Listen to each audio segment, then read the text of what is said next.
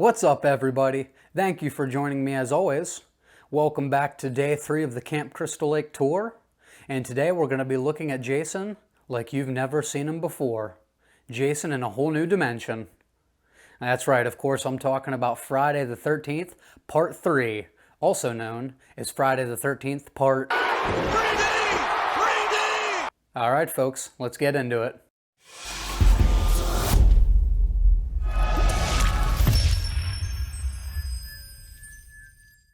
Releasing in 1982, Friday the 13th Part 3 takes place immediately following the events of Part 2.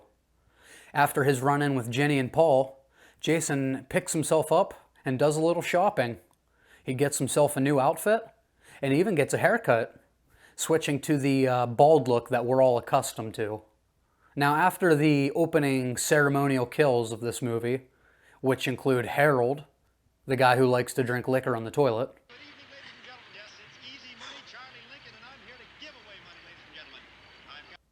and his very unobservant wife Edna,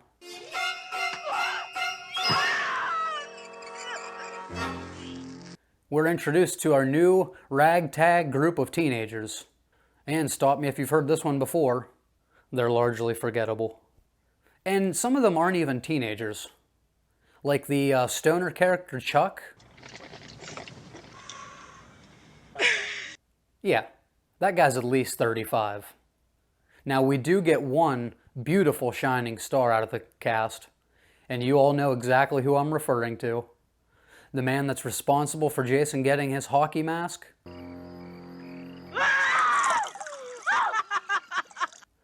Prankster extraordinaire, Shelley.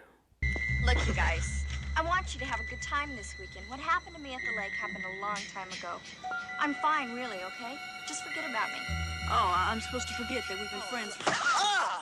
God damn it, Shelley. Now, while Shelley can be quite annoying, you have to admit, he definitely leaves his mark in this series. There's not a Friday the 13th fan anywhere that doesn't know the name Shelley. And for my money, even if he can be a bit annoying, I will take a character with any type of personality over another forgetful face any day.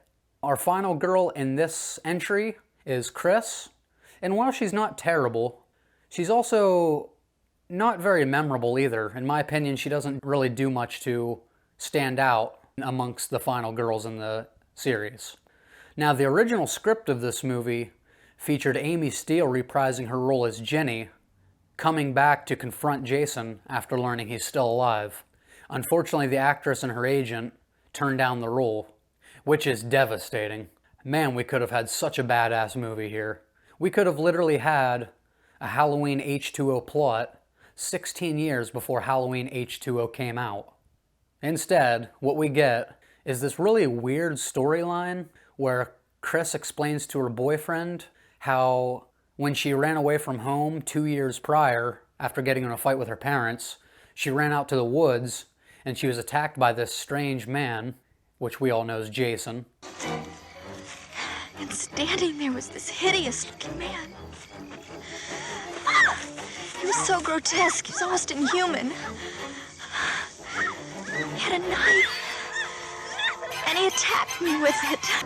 I kicked the knife out of his hands, and I ran. He ran after me, and he caught me, and he pulled me down to the ground. I was kicking and screaming and yelling, but it didn't do any good. He dragged me along the ground. I blacked out. I don't know what happened after that. It's not really clear what happens here.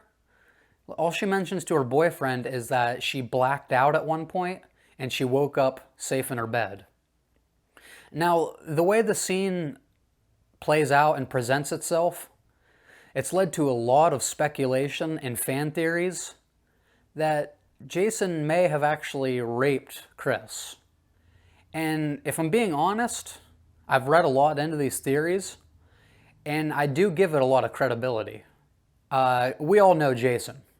When you have an encounter with Jason, you die. This movie does nothing to further the plot of that story, and it doesn't explain how she ended up safe in her bed. I don't really know why they went this direction with the movie, but hey, it's in there. All right, now I can't lie. Nostalgia heavily clouds my judgment when it comes to part 3. This was absolutely one of my favorite entries when I was younger, and it's one I found myself coming back to more than most. Now, that definitely doesn't hold up the more I rewatch this as I'm getting older, but before I tear my childhood apart, let's get into a few things that this movie does well. Now, like I mentioned in my review for part 2, this is the first time that Jason absolutely scared the shit out of me. Richard Brooker turns in a masterful performance here as Jason. Just his physicality, the way he moves, the way he kind of almost toys with some of his victims. This would set the tone for how this character is portrayed going forward, and that's due to Richard Brooker's performance here. And to go along with that point, this movie, for my money, still has one of the most horrifying images in the entire series at the end when you see Jason unmasked and he's staring at Chris through the barn window.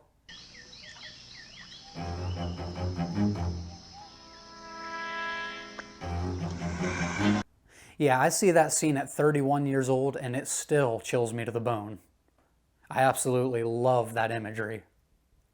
This movie also has more fun with its kills. I think you get some more creative deaths here, as Jason adds a few new weapons to his arsenal. Hey,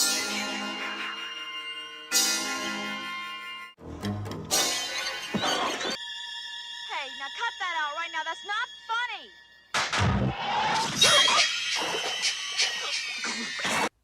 Hey, way to diversify, Jason. And we also get the kill of the guy who's always doing the handstands, where Jason just cuts him right down the middle, in what is one of the funnest kills of the franchise. Yeah. Are you still out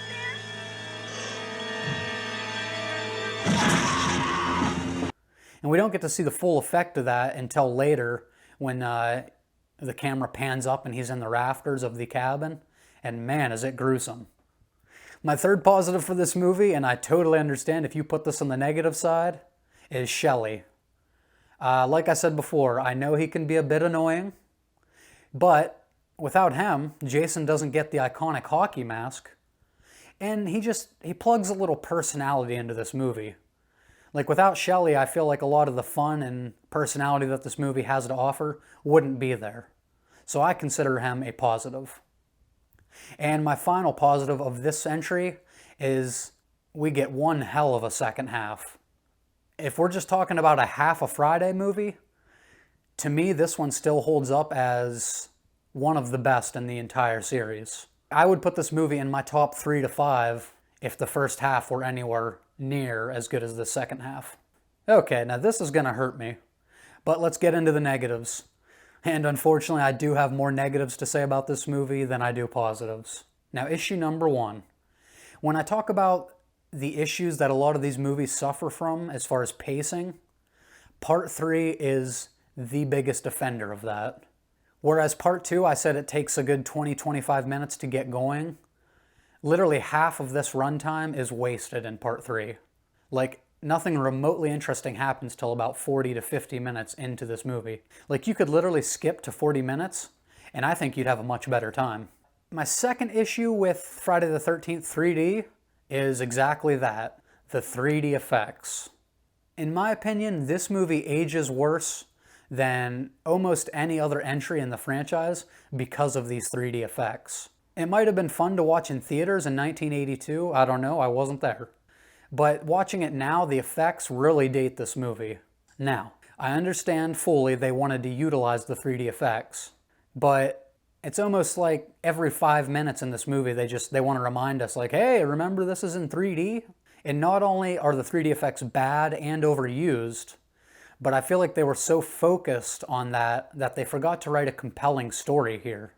Whereas parts 1 and 2 have their own flavor and, originality to them, this was the first time in the series that I felt like it was a kind of generic copy and paste.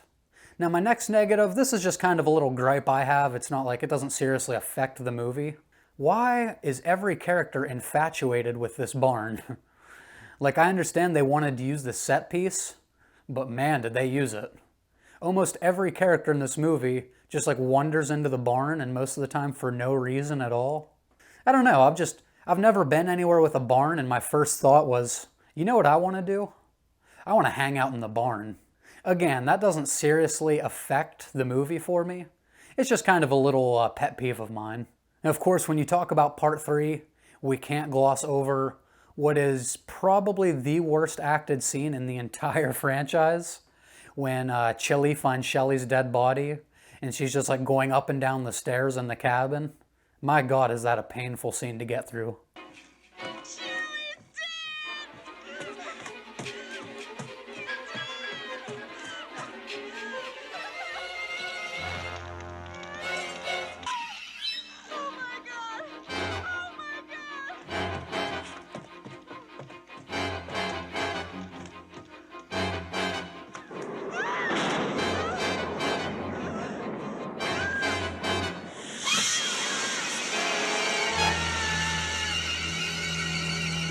That fire poker couldn't come soon enough.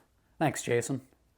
And then my final negative for this movie is, as I mentioned in my positives, the absolute bone-chilling scene of Jason staring at Chris through the window. That was done to perfection. That right there is your ending. But instead, they had to add the cheap jump scare where Pam Voorhees jumps out of the lake and grabs Chris. Now, this is essentially the same ending for the first 3 chapters. I understand once or twice, but when you do the same thing 3 times in a row, it starts to feel gimmicky. Now overall, and maybe take my opinion with a grain of salt, like I said, I have heavy nostalgia for this movie. I would still recommend this entry for Richard Brooker's Jason performance alone, as he shows future actors this is how Jason is supposed to act.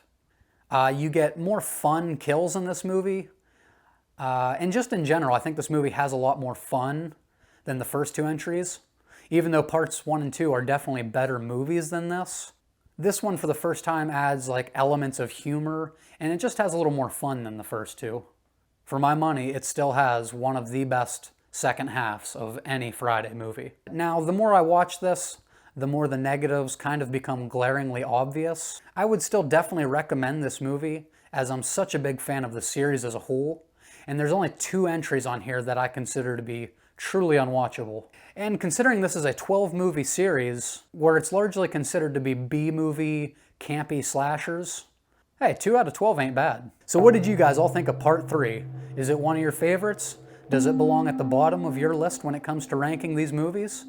Let me know in the comments what you think. Now, if you're enjoying my content, please be sure to give me a like, subscribe right over here so you can keep up with all of my content that's going to be posted. And if you enjoyed this review of Friday the 13th Part 3D, be sure to check out a few others on my Friday the 13th playlist. Thank you for joining me as always. We'll see you all next time. And man, am I excited for this one. For Friday the 13th Part 4, the final chapter.